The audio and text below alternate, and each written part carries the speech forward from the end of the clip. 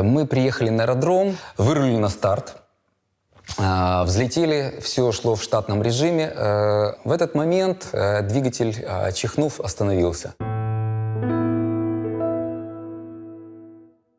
Я бывший военный летчик, который уволился в запас, и, будучи пилотом в сердце, я мечтал иметь спортивно-пилотажный самолет, и когда у меня представилась такая возможность, я его выкупил. У этого самолета вышел календарь, и мне необходимо было его перегнать на авиаремонтный завод. Я пригласил своего давнишнего друга, старого такого волка. Вот, я говорю: Палыч, надо перегнать самолет на завод. Он говорит: да не вопрос, Сань, полетели.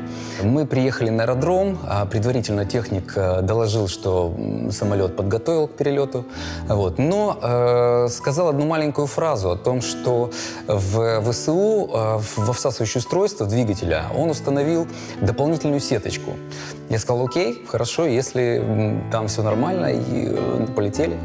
Я расписался в журнале, мы сели в кабину, запросились, запустили двигатель, проверили, все было отлично, все было прекрасно. Вырулили на старт, взлетели, все шло в штатном режиме, обороты номинальные. Запросил у диспетчера выход на эшелон, вот, и после получения разрешения увеличил обороты для набора высоты.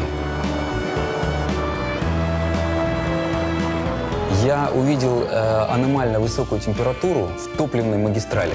В этот момент двигатель, чихнув, остановился.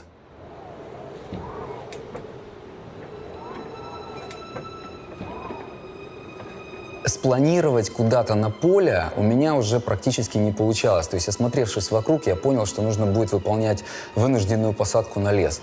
Поэтому сразу же отрываются крылья, и вероятность выживания очень низкая. Я говорю: Палыч, а он говорит: не ссы, Саня.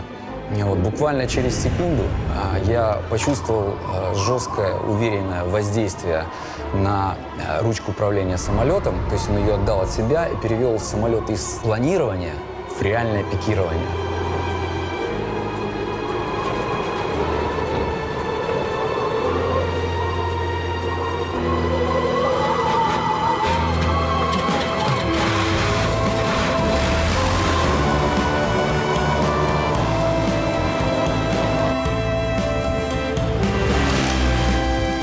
Произошло, вот с моей точки зрения, реальное чудо. Самолет за счет набегающего потока увеличенного запустился.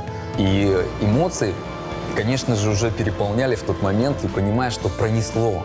Вот это ощущение, что вот ты его видел, вот этот вот момент, да, но пролетел мимо него. И ты с таким вот ощущением, соизмеримым, наверное, с оргазмом, я просто-напросто ринулся на посадочную полосу. Палыч, он действовал в соответствии с опытом. И я это понимал.